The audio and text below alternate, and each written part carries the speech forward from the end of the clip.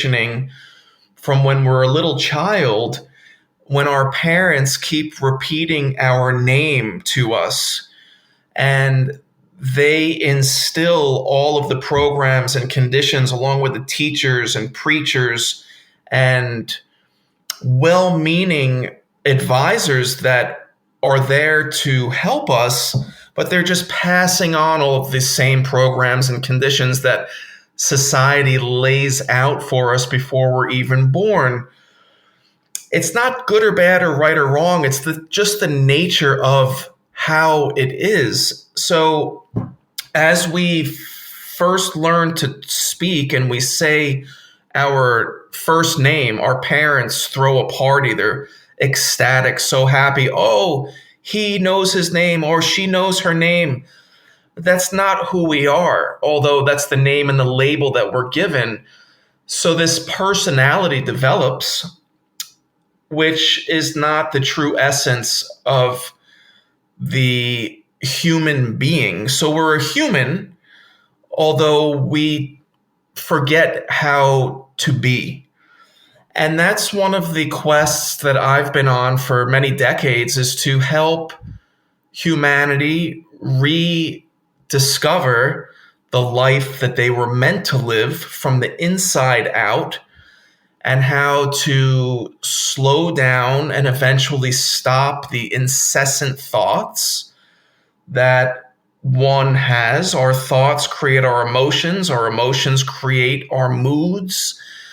And it's about remembering who we came here to be for the world in stillness and awareness, so then we can live together as one human consciousness of love. Yes, yes. I love what you just said. Helping people remember how to be, not what to do, but how to be. Isn't it? Your medicine. I'm just gonna call it like this: your medicine, your wisdom, David, and your pace. I mean, you're the master of slowdown. I want to tell you something, by the way, before I go into this.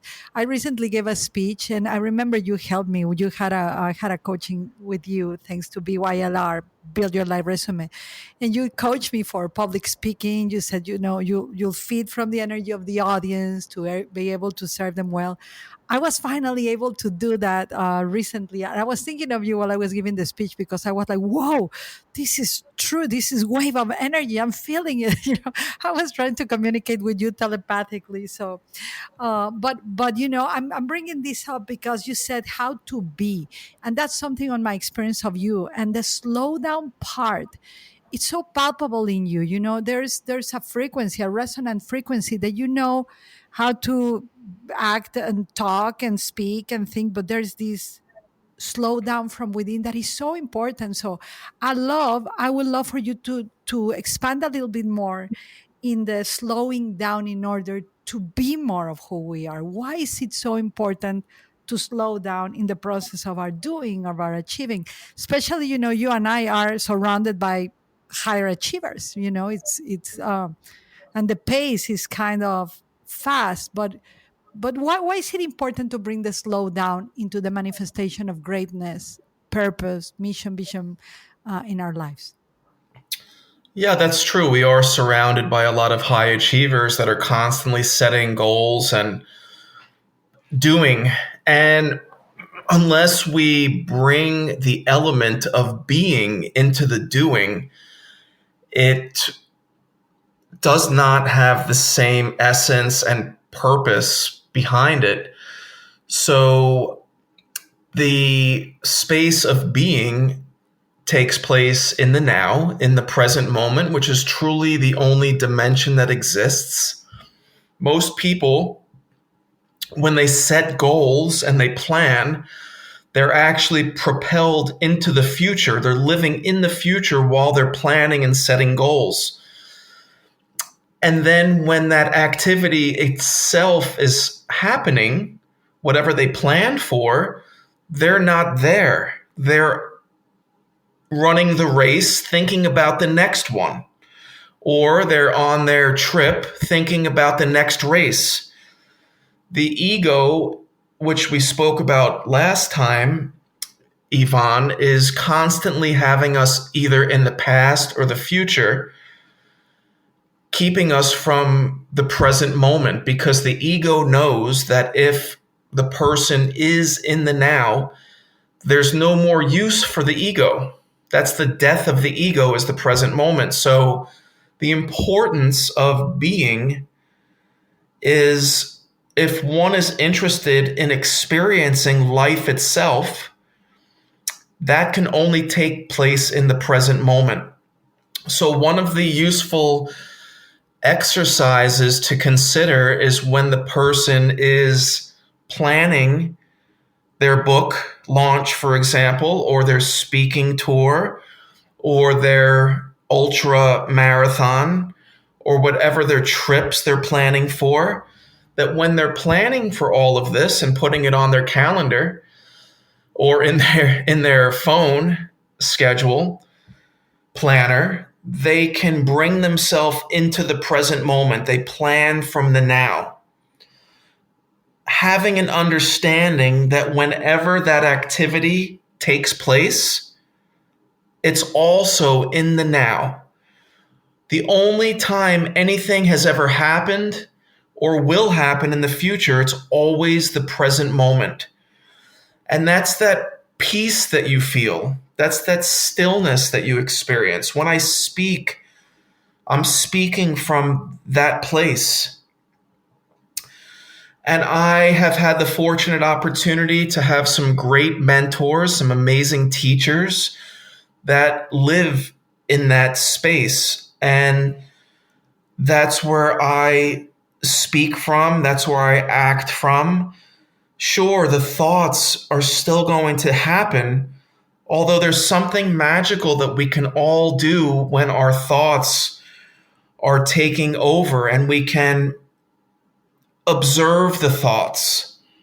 We can become the watcher or the observer, as you are familiar with, Yvonne, of our own thoughts, and take an inventory of them and notice that we're only thinking of the past or the future.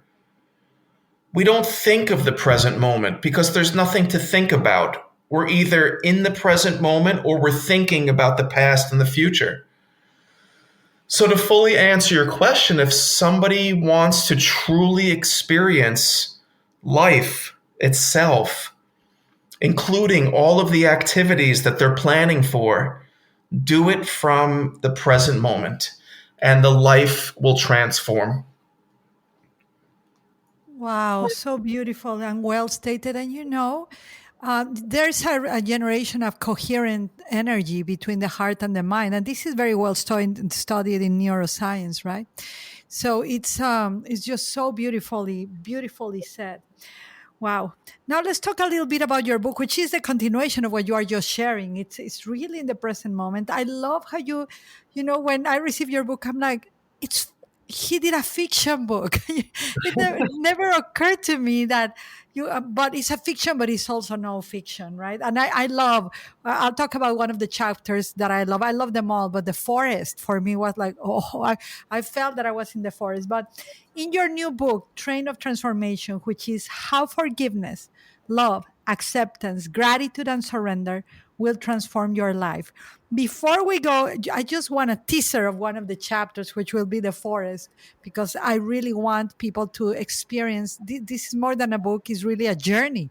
They will open the book, and that happened to me. I opened it and I was like going going through the seminar, going through the forest, going through every single aspect of the I remember the scarlet macaw, the brown beast, all of that. So I went through the journey. It was not reading a book. It was going through a journey myself. So, but before that, what was how powerful has it been for you, or how important it is to do not to it's not to do but to access the power of forgiveness, love, and acceptance, and surrender, whichever way. I know it's like a very broad question, but I think this is so important for people to understand that these are like the foundational pieces of enlightenment. These are the foundational pieces of actually accessing more magic, more mysticism, and more presence of your present moment in the now. So, talk to us a little bit about the subtitle of your book: How Forgiveness, Love, Acceptance, Gratitude, and Surrender Will Transform Your Life.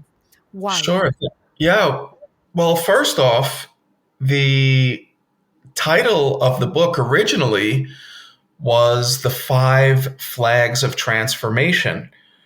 Because when I was in meditation several years ago, this voice came to me and said, "You are to write a book called The Five Flags of Transformation." And then it paused and it continued. The flags, FLAGS, is an acronym for forgiveness, love, acceptance, gratitude, and surrender.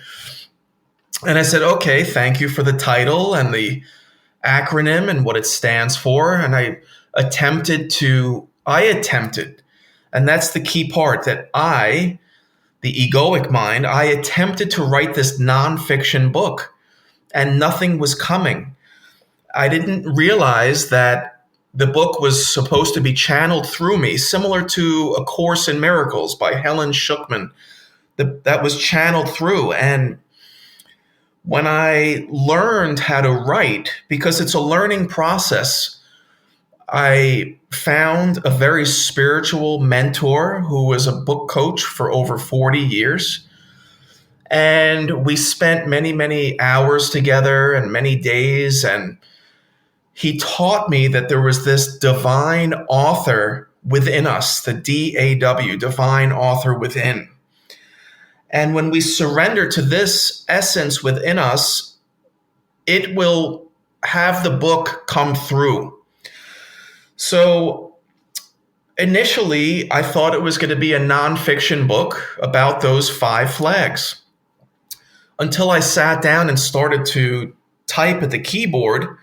And then I visualized this story where the character was going, as you said, from New York City through Central Park and portaled into another dimension where he meets these butterflies and hummingbirds and other teachers and characters. And then when he comes upon this train, one of the characters in the book that helped heal him of poison from these thorns that he fell on his stomach was also the train conductor with the parrot. And through the journey, they learned together the essence and ancient wisdom of forgiveness, love, acceptance, gratitude, and surrender. And they went through these different mystical tunnels at warp speed. And the tunnels represent different colors that represent the different chakras, that represent the different smells of pine and lavender and uh, uh, lemons and these different things, and oranges that trace back from many generations and different parts of the world. So it all connects, but this was channeling through me. And I'm very grateful and fortunate that the universe is using me as a conduit by which to have these images come through so people can learn how to love again, learn how to forgive, learn how to accept, learn how to be grateful, learn how to surrender. But it's important, Yvonne, that before somebody can forgive somebody else, they have to first forgive themselves. And what I mean by Yes. yeah, what I mean by forgiving themselves is, first, you created yourself from two cells and you created yourself perfect in the vision of the universe. You're a perfect reflection of the entire universe itself within you. The people get caught up in all those programs and conditions. They go through a lot of hardship, but they can use this hardship and the suffering and the pain that we all go through to first forgive ourselves and then remember how to love and accept and be grateful and surrender to ourself, our true self. That's the journey. Wow. Yeah, how beautiful. I love, this is getting more mystical.